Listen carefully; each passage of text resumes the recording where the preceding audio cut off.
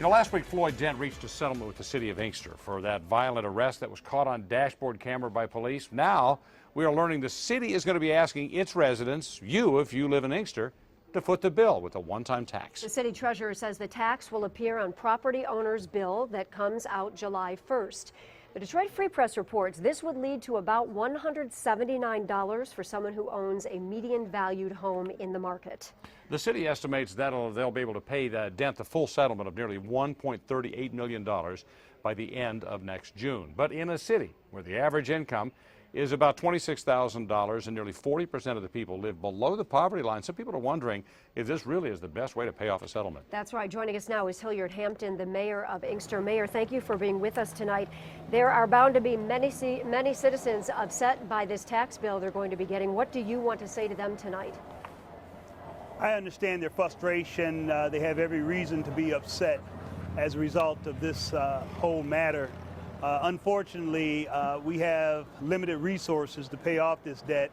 We do have insurance, but we have to cover everything up to $2 million.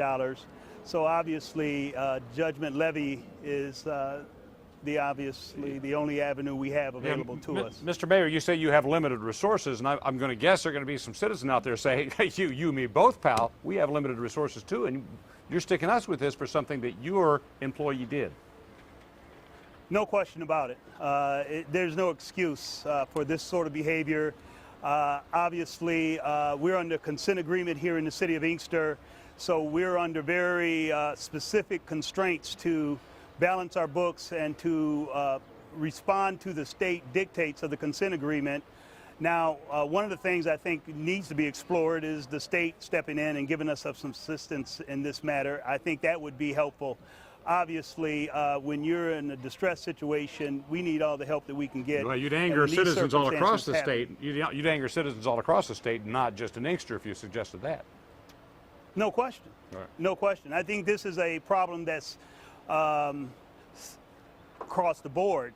You look at the cities now, we're struggling trying to deliver core services.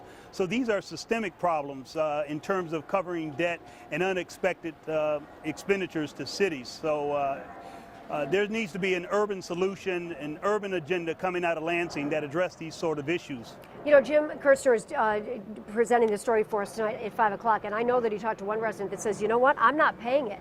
What are you going to do if that's the reality of this, if some people just do not come forward and pay this tax bill? Well, I am certainly understanding. I mean, I too have to pay as well. My mother lives here in this community, friends, family.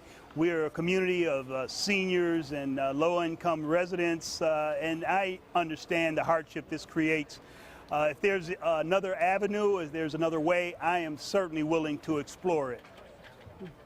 Don't you have any kind of insurance policy that covers this kind of thing? A lot of municipalities do.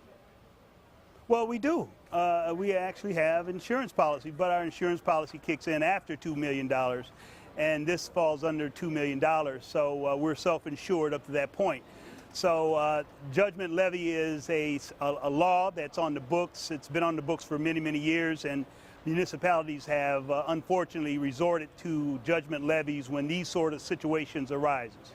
Mayor, I want to get into this. A couple of hours ago, the Detroit Free Press published really a blistering editorial with the headline, Inkster Police Beating Shows Cost of Racism. It features an excerpt that says, it is nauseating that we've come to this, but if this is an argument that works, we'll make it. Based on what we do know, we can't afford to pay the cost of systemic racism in our criminal justice system, and that's another problem. We can't even begin to quantify the statewide cost of bias in the criminal justice system. Just last week, also, we reported that Detroit police had paid $27 million in settlements for police misconduct. Basically, the editorial we were talking about there argues that some of the settlements going on stem from racism, and that all of us as taxpayers end up paying for what is sometimes racist behavior. Is that a fair assessment in your mind? Well, it could be. I think there's some grounds for a meaningful and spirited discussion along those lines, but I think it also speaks towards classism as well.